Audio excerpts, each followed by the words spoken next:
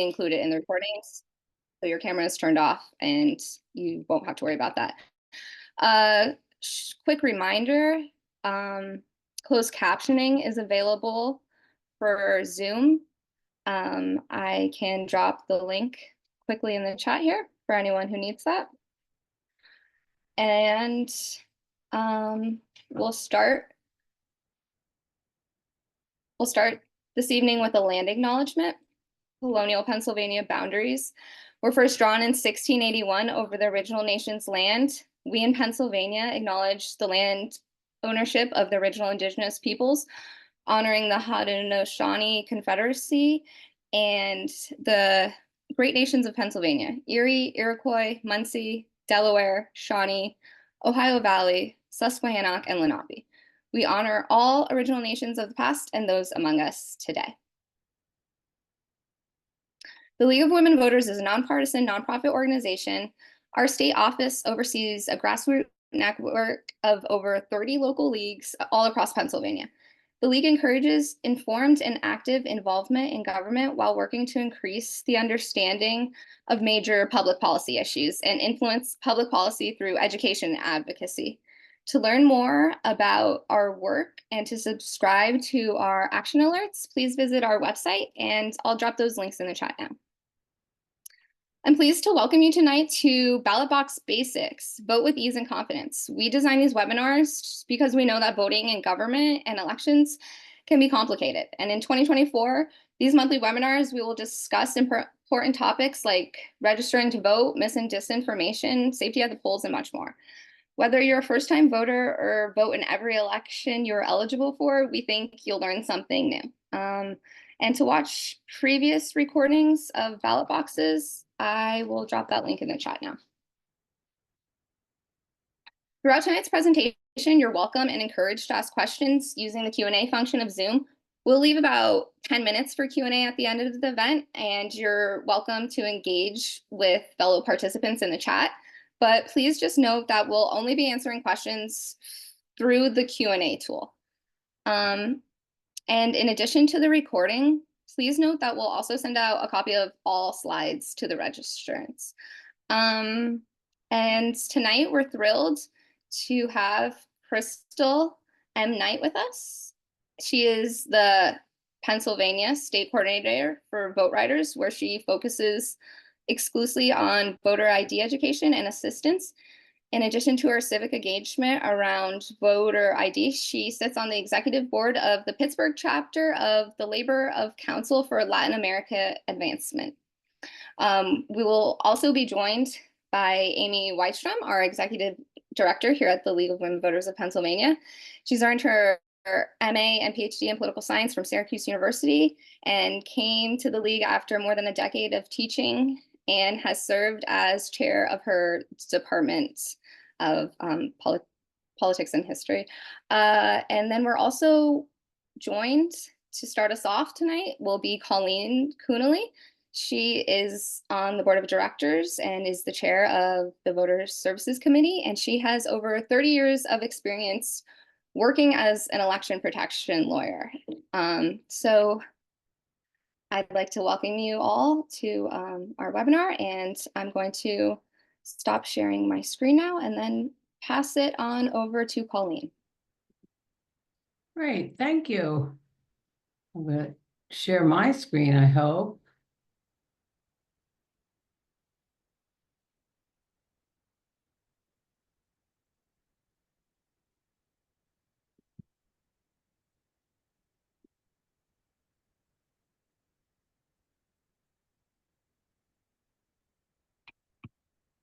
Trying to get to slideshow mode.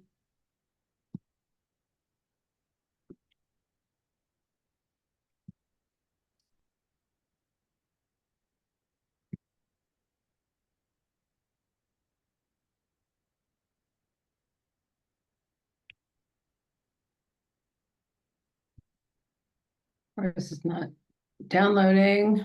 Colleen, do you want me to share mine? Yes, could you? I Yep. can't believe this. I can believe it. It's not opening.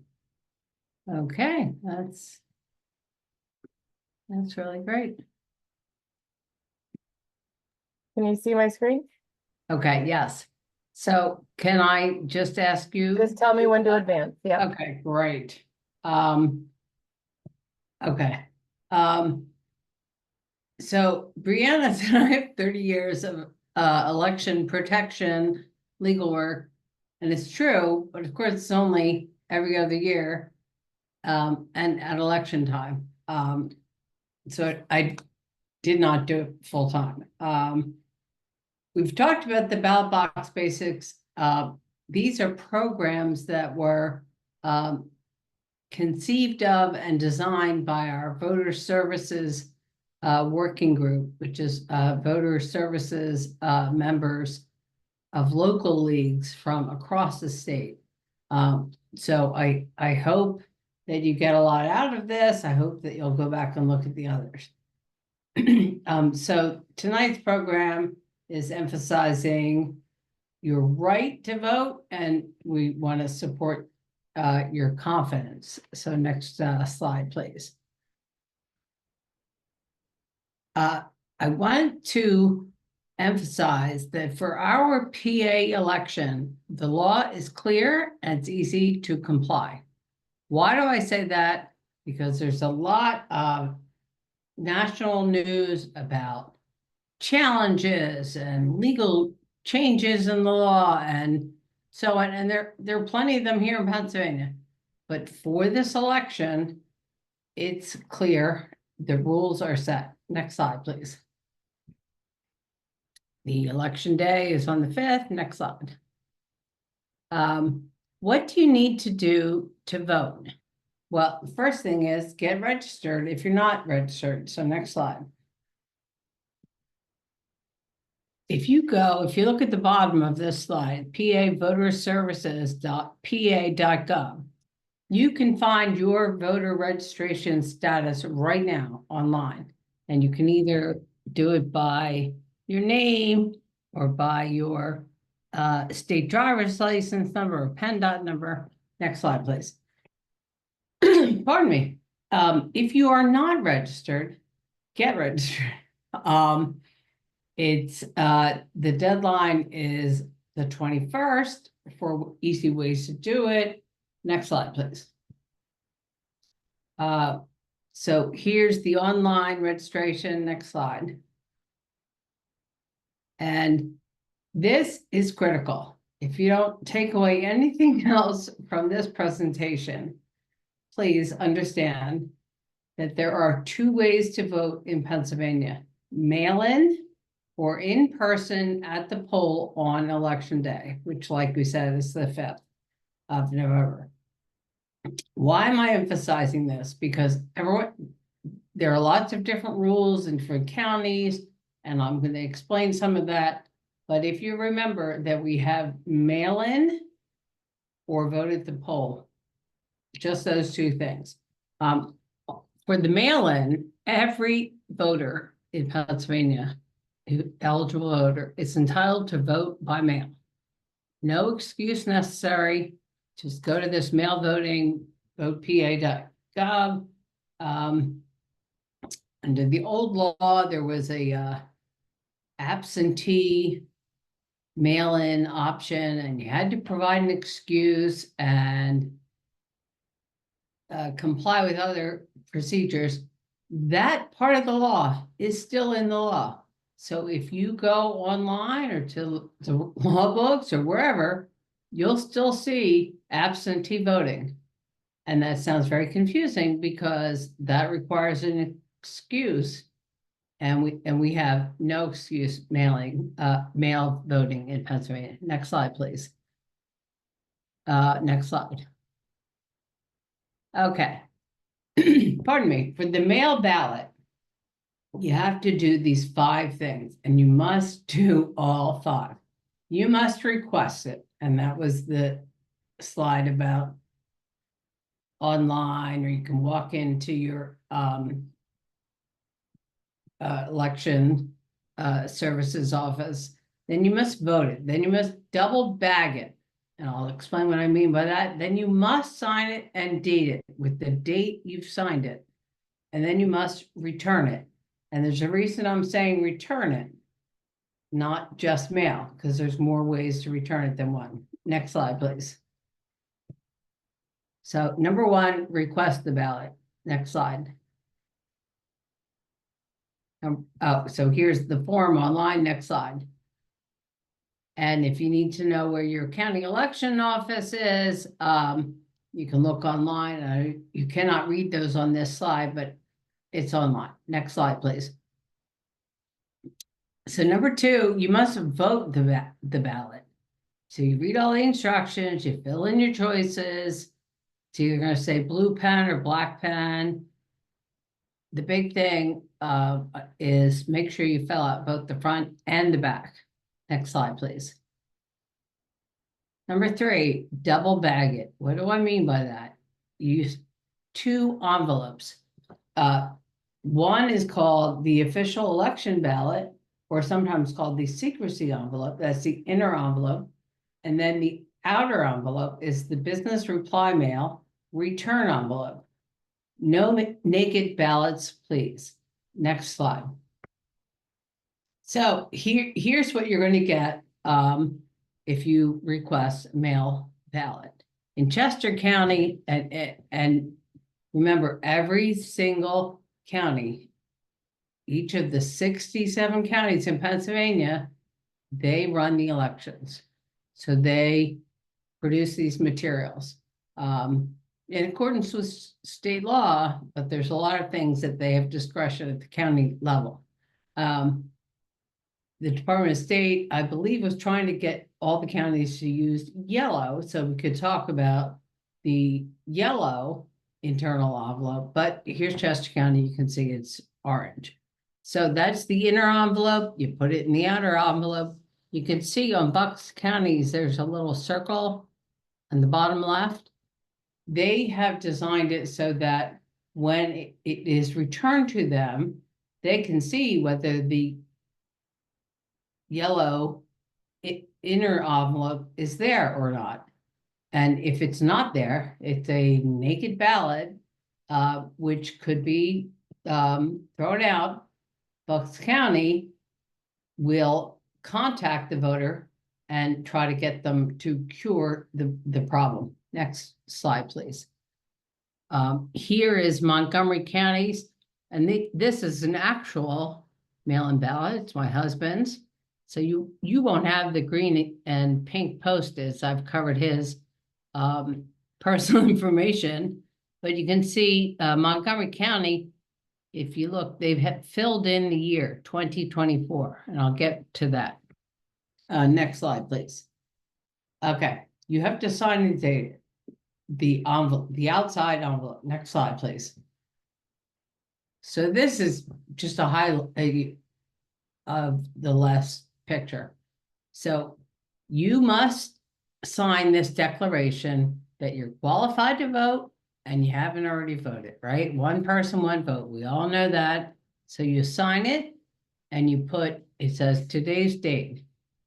There was a big problem with people putting their birth date, and the year of that birth date would be 19 something for many of the people who are making that mistake.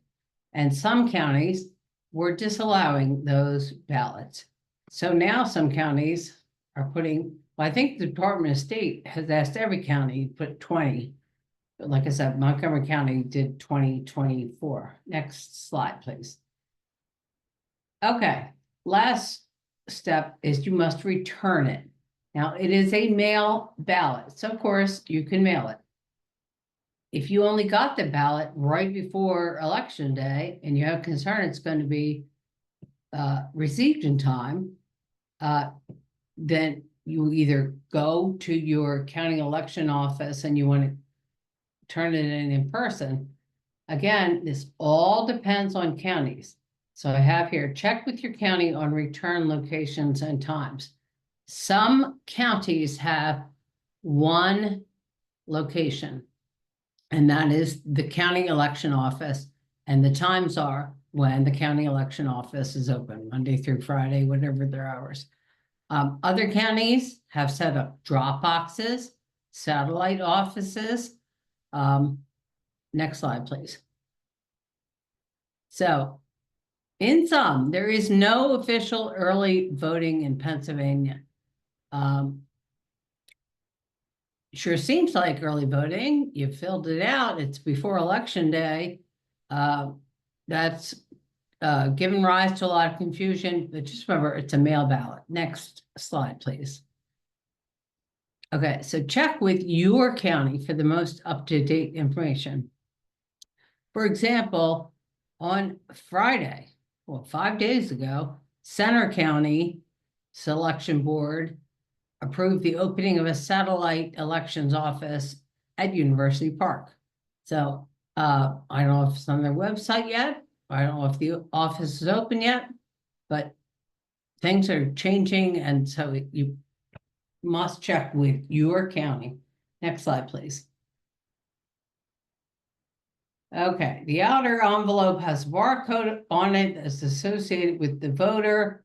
So it's one person, one vote. There's this tracker where you can see when you requested it, when it was processed, when it was mailed, and then when the ballot was received. That means only that it was received, that they got a ballot. You can give an email, and they will email you to let you know whether your ballot is approved or canceled. So for example, for my 91-year-old mother-in-law, she put her daughter's email address so that in the unlikely event that her ballot has been canceled, she'll be notified and she can try to cure it. Next slide, please. Okay, so this is where you track. Next slide.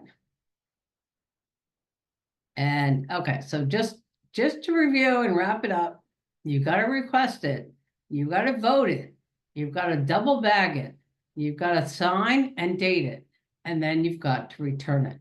Next slide, please.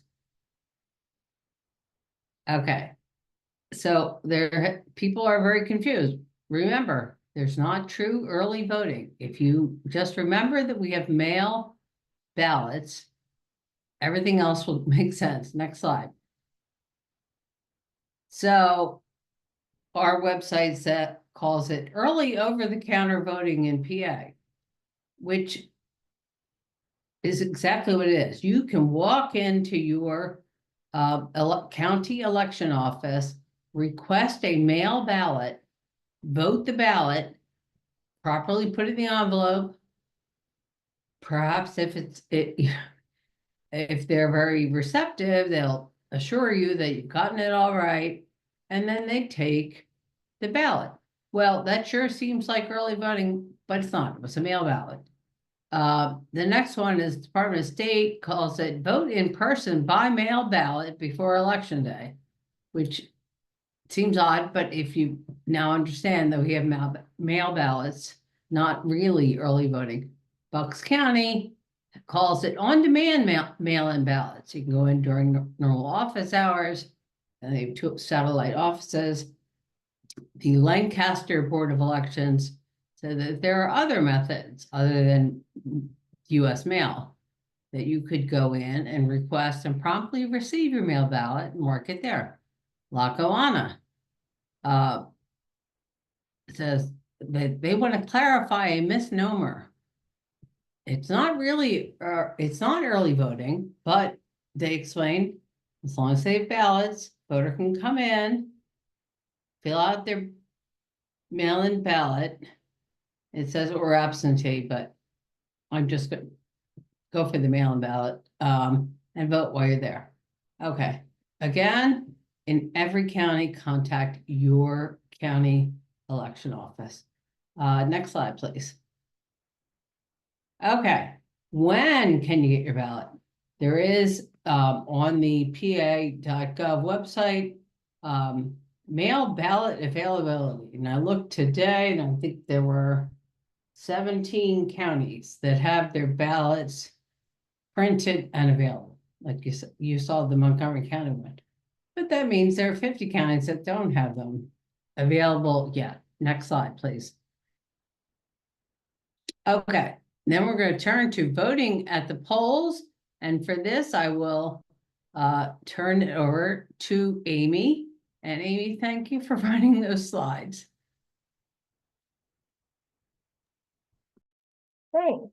Hi, everyone. It's good to be with you all this evening. So voting at the polls is pretty straightforward. The polling places are open 7 to 8 p.m. on election day. And it's important to note that if you are in line, if there are some lines at your polling place, if you're in line by 8 p.m., stay in line. The polls have to stay open to accommodate every voter who's in line by 8 p.m. So if you get there at 7:55, you will be fine and you will be allowed to vote. What you can expect when you show up at the polls is you'll walk in. There will be poll workers. There are 9,000 precincts across the Commonwealth, and each precinct has 5 workers. So we have about 45,000 people supporting election day at the polls. So you'll show up, you'll walk in. There's a poll book that a poll worker will refer to, and this will tell them information that they might need to know. So if you received a mail-in ballot and you ended up you wanted to vote in person, you need to bring your mail-in ballot with you to the polling place, the entire thing, the secrecy envelope, the outer envelope, everything you received, and it'll say in the poll book, must remit mail-in ballot. You hand that in, they cancel that ballot, and you can vote in person. If you need to show ID, if you're voting in your polling place for the first time, or you are a first-time voter, you have to show voter ID. It'll say that in the poll book. So it helps the poll worker make sure that we are properly letting people who are registered to vote and who have not voted by mail vote in person. If you're interested, as a side note, in being a poll worker, you can sign up to be a poll worker through our website. We'll drop that link in the chat for you. And if you have questions about your polling location, you can check that at vote411.org. So you walk in, you'll sign your poll book, you'll receive your ballot, you'll fill it out, you'll feed it into the machine, and you can be on your way. It's a pretty straightforward process. Your poll workers are there to help you. And like I said, if you requested a mail-in ballot and you decide you want to vote in person, you must bring the entire ballot with you. You have to hand it over, and then you can vote in person. If you do not have that, then you'll need to vote with a provisional ballot. So that's a heads up. Oh, sorry. Right, so you've got some rights as a voter in the polling place. Like I said, if your polls close, if the poll closes, if it's 8 p.m. and the poll's closing while you're still in line, stay in line, you have the right to vote. If you make a mistake on your ballot, you can ask the judge of elections for a new one. They void the ballot, they actually document that, so they keep track of how many voided ballots they void over the course of the day, and you get a new ballot and you can vote again. You can do that as many times as you need. As judge of elections, I sometimes voided several ballots for voters. If the machine is down for any reason at your polling place, you can ask for an emergency paper ballot. And if the poll worker at the check-in table or the judge of election is unable to confirm your eligibility, there's a phone number that they should call to check that for you, and you can always vote by provisional ballot. At the end of the day, you have the right to vote, and you can always vote by provisional ballot. So if you show up at the wrong polling place, they confirm you're at the wrong polling place and you don't have time to get to the correct polling place, you can vote by provisional ballot. If they can't confirm that you're eligible to vote, you can vote by provisional ballot. And all of those provisional ballots are then adjudicated when they count ballots after election day. You always have the right to vote. And that is what the poll workers and the judge of election are there to make sure happens. Under Pennsylvania law, individuals can only submit their own ballot. So this is actually really important if you are a caregiver or you have a family member who might not be able to submit their mail-in ballot either at the county election office or in a ballot drop box. There is a designated agent form that you and the voter must complete so you can have the authority. You are authorized to submit that ballot. Sometimes people think that they can just take their partner's ballot along with them and drop it in the ballot drop box. or you can bring it on down to the county election office, and that is not the case. You can only submit your ballot, and so if you know someone who needs help or you're helping someone vote, you need to fill out that designated agent form. And this is also some important information, so take down these numbers so you have them. If you have any issues that come up at your polling place, we recommend putting these numbers in your phone before you head to your polling place. You can always call these phone numbers. If you show up at your polling place and it's not open and it's 7:05, or if you're being told you can't cast your ballot because it's after 8 p.m. and you've been in line, you always have the right to vote, and these hotlines are here to help you. And last, these are the resources for you to refer to if you need anything. Vote411.org, votepa.gov. Those are the two I'm going to highlight here, and we will share out these resources for you. And now I want to pass it to Krystle. Oh, I don't know what size. There we go. Krystle, I'm going to pass it to you. Perfect. Hey everyone, my name is Krystle Martha Knight. I'm the Pennsylvania State Coordinator for Vote Riders. And what we really want to emphasize is that the law is very clear. We already talked about this earlier, but again, only voters who are voting for the first time, like our student voters, but also any voter who has moved from the last location, the apartment home they lived in, from the last time they voted, only then will they be required to show ID. So, and so that just means that not everyone should be asked for ID, right? And you can always call the election protection number if you've already voted at your precinct before and someone's demanding to see ID. That's always something to keep in mind, that not everyone needs to show ID. We can go to the next slide. And so we at Vote Riders, we kind of talked about this a little earlier. We're focused exclusively on voter ID education and voter ID assistance. And myself as the Pennsylvania State Coordinator, I work with my coworker in Philadelphia, D'Angelo Virgo, to help people to educate voters on voter ID laws like we're doing here today. But the bread and butter of what we do is really helping people apply and pay for their ID. So as you can see here, we have a helpline, which is 866-ID to vote, but you can also call or text, because we know we want to help those who are hearing impaired who can't just call us. They can text with us or chat with us on our website. And there's a helpline email there. And we can go to the next slide. So when it comes down to it, we have a lot of options, thankfully, here in Pennsylvania. There are different photo IDs that we can use. Obviously, your driver's license or your PA ID card, any ID issued by the Commonwealth agency or the U.S. government, a U.S. passport, armed forces ID, student ID, or employee ID. So, and just again, if an ID is required of a particular voter, that is clearly indicated next to the voter's name in the poll book. But you might be wondering, like, what if I don't have any kind of photo ID? The thing is, we have options. So if you go to the next slide, as long as your non-photo ID has your name and address on there, you can vote with that ID. So an example might be your voter registration card that you get in the mail. Any non-photo ID issued by the Commonwealth or the U.S. government, a firearm permit, a current utility bill, a current bank statement, a paycheck, a government check. So we have a lot of options here in Pennsylvania, but we at Vote Riders just want to emphasize that anywhere you are in the state, just because I'm in Pittsburgh and our organizer is Philadelphia, doesn't mean we can't help. As long as the voter has a cell phone that they can call and we can talk to them, or has a social worker, we can always work with anybody to help them get their ID documents. So that's it on my end.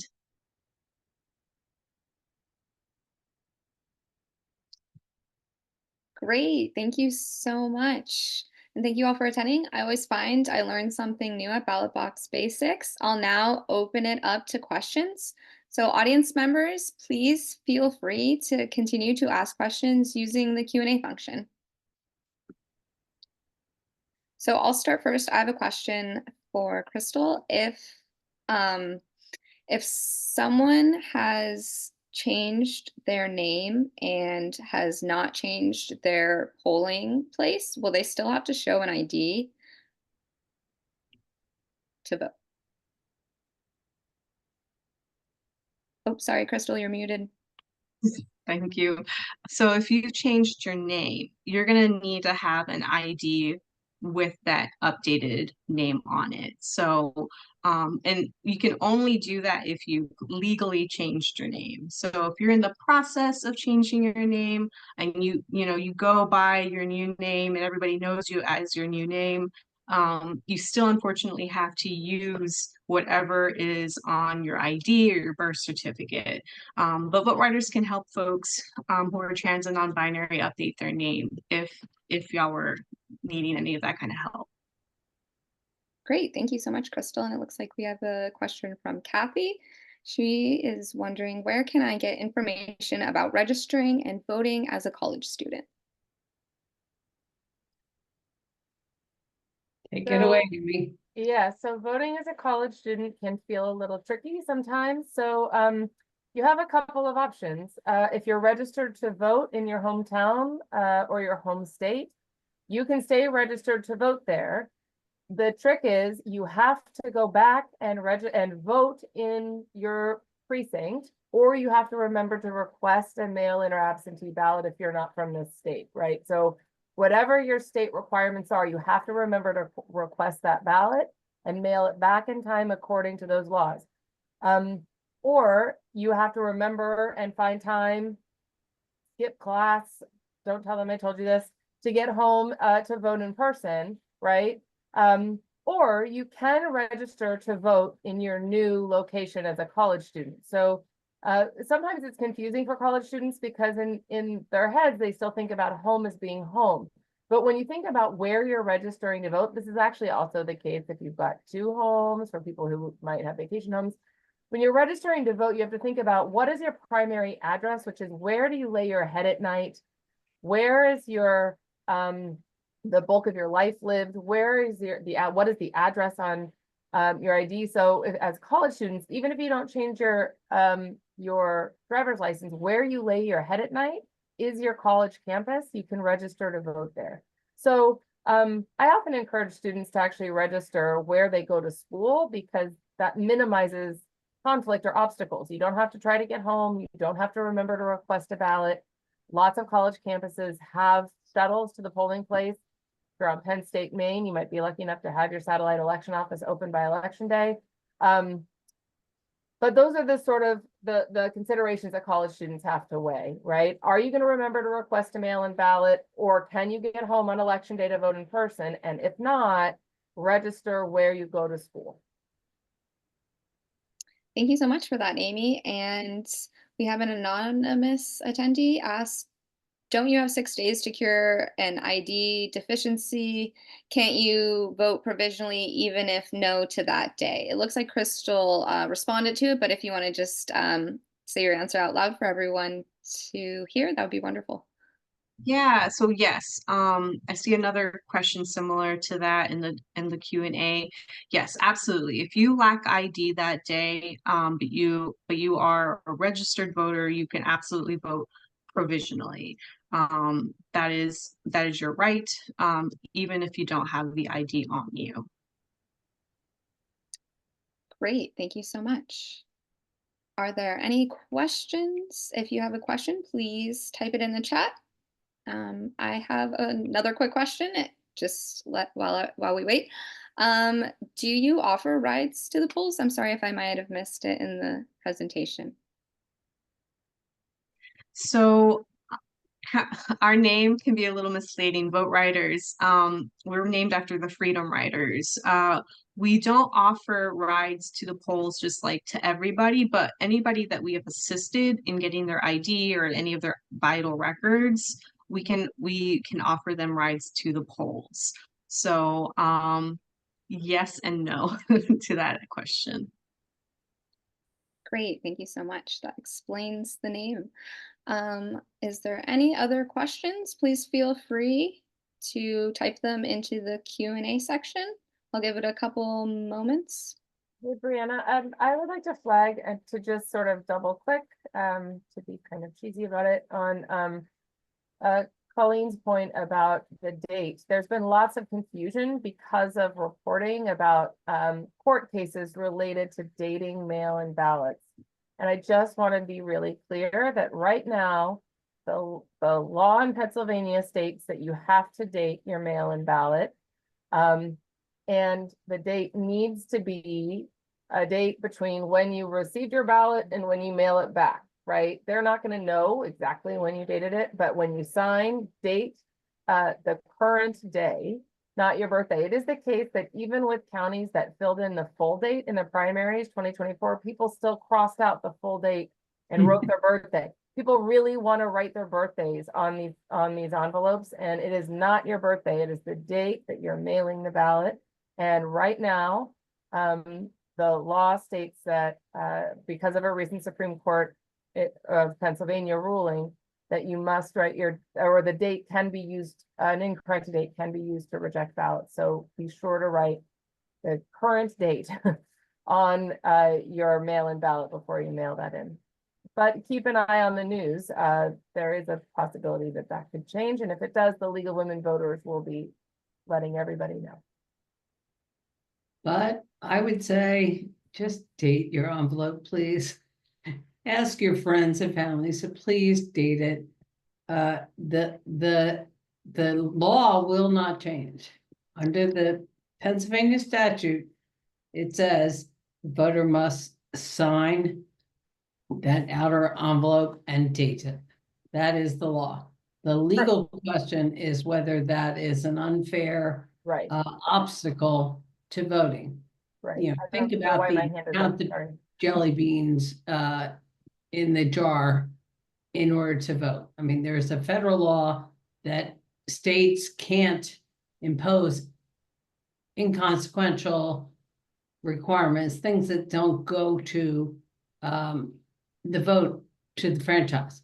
Now, as Amy's well aware, we're all painfully aware that in that litigation, everyone agreed that today's date meant nothing. It is of no consequence to anyone. Voter Services doesn't use it. I mean, the county election office, when they get something in, they stamp it themselves. I mean, that's what matters when they got it. But anyway, the law right now is, and it's in this, you know, our state legislature is not changing this law before election day for sure. You gotta sign and date the envelope. Just follow the directions. They're, you know, detailed, but you know, it's your franchise, it's your vote. Amy, I'm so sorry, you had your hand up? No. No, that was my computer having a mind of its own. Thank you two so much. And Krystle, while we're just giving helpful tips and everything, is there anything that you would like to share? Well, before we close out for the evening? I did want to mention, we also provide rides to the PennDOT office or Social Security office, truly any location where a voter needs to pick up a document that'll help them get their ID, we do that. So, and anybody who is an eligible voter or will be an eligible voter, so anybody 16 and up who will be eligible to vote on when they're 18, can qualify for our services. So we have some events coming up at different community colleges, and we're working very closely with the League of Women Voters of Pittsburgh with some events. So we're always very grateful for the work that the league does, and you know, their cooperation and collaboration. Right back at you. Thank you so much. We appreciate all the work that you do, Krystle, and thank you so much for your great presentation tonight. And thank you as well, Colleen and Amy. It looks like there isn't any. Oh, there's one more question. I apologize. So it looks like we have an anonymous attendee wants to know, college students need to be sure that they use the college student PO box. So another helpful tip, of course. Does anyone like to add to that? Nope. Okay, great. Thank you all so much for joining us. If anyone wants to watch previous recordings, I will drop the link, and I will post this recording in the next couple of days, so keep an eye out for it as well if you want to share it out. Thank you all so much for joining us. Have a good evening, everyone. Thank you. Thank you. Bye-bye.